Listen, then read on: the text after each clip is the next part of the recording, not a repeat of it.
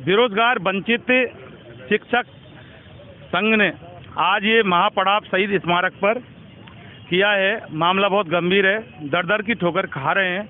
सरकार ने इनसे नौकरी भी करवा ली बहुत कम तनख्वाह में, उसके बाद इनको कोर्ट का हवाला देकर हटा दिया, लेकिन उसके बाद ना इनको नौकरी दी और कोर्ट का हवाला दे देकर इनको परेशान किया जा रहा है। करोड़ों रुपयों का राजस्व सरकार को इसलिए पहुंच गया क्योंकि इन्होंने दो बार फॉर्म भरे हैं और फीस काफ़ी महंगी होती है। सवाल ये है कि इन्होंने तो कैसे कैसे अपनी फीस का इंतजाम कर लिया, लेकिन सरकार इनकी फीस पर कुंडली मारकर क्यों बैठ गई। हम बात करेंगे यहाँ के कुछ शिक्षक के मित्रों से। आपका क्या नाम है? मेरा नाम महेश कुमार पारिक है। तो आप इसमें कोई पदाधिकारी हैं? मैं आम बेरोजगार हो? बेरोजगार वंचित विद्यार्थी मित्र में सचिव के पद पे नियुक्त हूँ। और सबसे पहले गहलोत सरकार ने पिछले कार्यकाल में 2013 में शिक्षा सहायक भर्ती निकाली, उसमें सब विद्यार्थी मित्रों से फॉर्म भरवाए। तो कुछ समय बाद वसुंधरा सरकार आ गई तो उसने उस वैकेंसी को खारिज कर दिया और नई वैकेंसी निकाली विद्यालय सहायक, जो विद्यालय सहायक भर्ती 2015 की हम बात कर रहे हैं। तो उस भर्ती को ऐसा मंच के माध्यम से वसुंधरा जी ने खुद ने बोला था कि मैं ऐसा काम करूंगी कि कोर्ट में नहीं जाए। तो सबसे पहले भर्ती गई सिंगल बेंच, फिर डबल बेंच सुप्रीम कोर्ट में, फिर इस भर्ती को रद्द कर दिया। हमारे हजारों लाखों रुपए खर्च करवा लिए, फॉर्म भरवा लिए और शिक्षा सहायक भर्ती के फॉर्म विद्यालय सहायक भर्ती में कन्वर्ट करवाए, तो उस भर्ती को भी निरस्त कर दिया। फिर बाद में हम लोगों ने संघर्ष किया तो पंचायत सहायक भर्ती 2017 निकल गई। तो पंचायत सहायक भर्ती 2017 में कुछ हमारे साथी एडॉप्ट हो गए और हम 6,500 की संख्या में बेरोजगार रह गए। अब इधर उधर की ठोकरें खा रहे हैं। सरकार हमारे ओर कोई ध्यान नहीं दे रही है, बोल रही है कि जो हो गए, बाकी जो रह गए खुली भर्ती थी, हम क्या करें। तो हमारे पास में 5 साल 6 साल 7 साल कई साल के 8 साल के अनुभव है कईयों के साथ में। और इस भर्ती में पंचायत सहायक भर्ती में फ्रेशरों को ले लिया जिनके पास सीनियर थी, बीए की डिग्री थी, एमए की डिग्री थी। हम BA, BSTC, MA, BEd, MSc किए हुए कई ऐसे ही घूम रहे हैं, जबकि हमारे को कोई प्राथमिकता नहीं दी। इसमें भाई भतीजावाद के कारण सरपंच ने अपने आदमियों को ले लिया और हेडमास्टर ने अपने आदमियों को ले लिया, कोई वार्ड पंच का लग गया। तो इस तरह कोई क्राइटेरिया नहीं था पंचायत सहायक भर्ती में और हम लोग रह गए पंचायत सहायक भर्ती विद्यार्थी मित्र रह गए। अभी भी 6,500 की संख्या में इधर उधर भटक रहे हैं, जिसकी जिम्मेवार कांग्रेस सरकार है, जो हमारा अभी तक रोजगार का मार्ग प्रशस्त नहीं कर रही है। अभी हमारा डेलीगेशन ओएसडी साहब जो ललित कुमार जी है उनके पास गया था, तो उन्होंने साफ मना कर दिया और कहा कि आपका मामला शिक्षा विभाग में था। तो शिक्षा विभाग से हमने बात की, शिक्षा विभाग मना कर रहे हैं। अब हम कहाँ जाएं तो कहाँ जाएं। सब लोग दर की ठोकरें खाने को मजबूर हो रहे हैं, दर की ठोकर खाने को मजबूर हो रहे हैं। काफ़ी वेदना है। ये देखिए, आप ये टोपी लगा के यहाँ पर क्या ये हो क्या? आप बेरोजगार शिक्षक संघ क्या हो क्या बेरोजगार?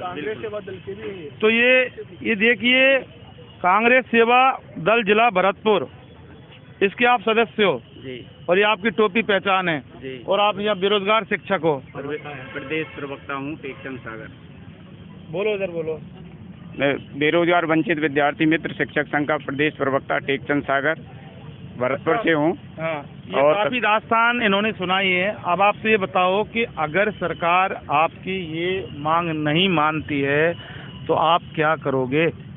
सरकार हमारी मांग नहीं मानती है तो हम सड़कों पर उतरेंगे। आने वाले चुनाव में इनके खिलाफ वोटिंग करवाएंगे और हम ये नारा लगाएंगे, बीजेपी कांग्रेस भगाओ, राजस्थान बचाओ। हम इनको कोई भी वंचित विद्यार्थी मित्र वोट नहीं देगा। हमारे सगे संबंधी नाते रिश्तेदार जो भी हैं सबसे मैसेज देंगे, गली गली ढाणी ढाणी में हम प्रचार करेंगे और सरकार को गिराने का पूरा प्रयास करेंगे। सरकार कहती है कि हम दोबारा रिपीट करेंगे। सरकार इस तरीक़ा से कभी भी सरकार रिपीट नहीं हो सकती है, क्योंकि वंचित विद्यार्थी मित्र आज सड़कों पर डोल रहा है। इनको रोजगार की मुख्य धारा से नहीं जोड़ा गया है। तो बीजेपी कांग्रेस भगाओ तो फिर किसको लाओ? कोई भी जो हमें रोजगार देगी उस पार्टी को लाएंगे। रोजगार देगी उस पार्टी के साथ हम। और घोषणा पत्र में कांग्रेस ने वादा किया था कि विद्यार्थी मित्रों को हम रोजगार देंगे। लेकिन वो तीसरी पार्टी रोजगार देके तो आएगी नहीं, सरकार में आएगी।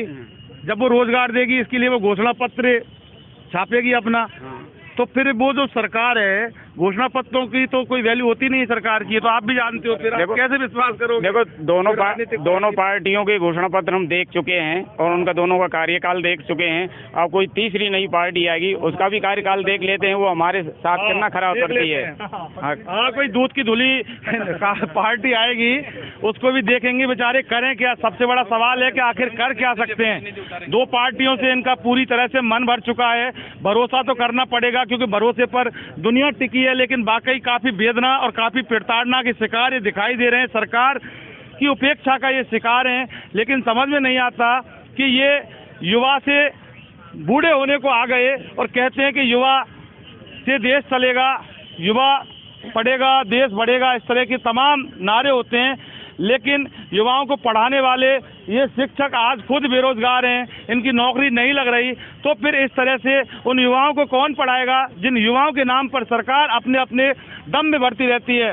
लेकिन गहलोत सरकार जिस तरह से संवेदनशील होने का दावा करती है, ये वाकई आज साबित हो रहा है। यहाँ शहीद स्मारक पर आप गहलोत सरकार आकर देखें कि आपके दावे धरातल पर कितने सच हैं। 6500 विद्यार्थी मित्र ये बेरोजगार घूम रहे हैं, इनकी उम्र निकल चुकी, इनकी दो पीढ़ियां तैयार हो गई, लेकिन आज भी ये नौकरी के लिए भटक रहे हैं। तो सवाल ये है कि इनको नौकरी आप नहीं देंगे तो फिर कौन देंगे, क्योंकि आप तो आम जनता की सरकार हो। और वाकई ये देखा भी जाता है धरातल में कि गहलोत सरकार की काफ़ी तारीफें सुनने को मिलती हैं। और अभी राहत कैंप, शिविर कैंप आपने चला रखा है, तो कम से कम उस राहत शिविर में आप किसको राहत दे रहे हैं? अगर देनी है तो इनको आप राहत दे दें, तभी आपका भी नाम होगा और इनका कुछ भला हो जाएगा। मतीज पारिक के साथ इन्वेस्टिगेशन मीडिया के लिए शहीद स्मारक से मैं जितेंद्र शर्मा।